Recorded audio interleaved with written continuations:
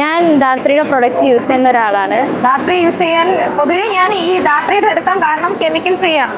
അപ്പോൾ കമോൺ കേരളയിൽ വന്നപ്പോൾ ഞാൻ ഡോക്ടർ നിരഞ്ജനെ മീറ്റ് ചെയ്തു. അപ്പോൾ ഞാൻ ഒരു ട്രൈക്കോസ്കോപ്പി ടെസ്റ്റ് ചെയ്തു.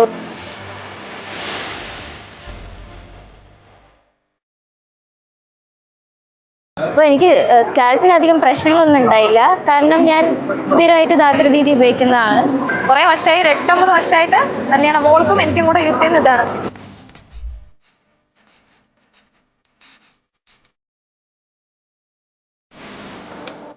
ഗൂഗിളിൽ കുറെ സെർച്ച് ചെയ്തതിനെ കുറിച്ച് മനസ്സിലാക്കിയ ശേഷം ഞാൻ വായിച്ചു. ഇത് വായിച്ചപ്പോൾ ചെമ്പരത്തി അങ്ങനെ കുറച്ച് കാര്യങ്ങളൊക്കെ മനസ്സിലാക്കി.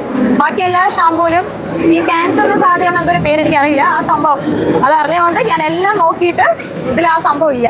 ഇപ്പൊ മോൾക്കും കൂടെ യൂസ് ചെയ്യാലോ, അങ്ങനെ എടുത്തിട്ടില്ല.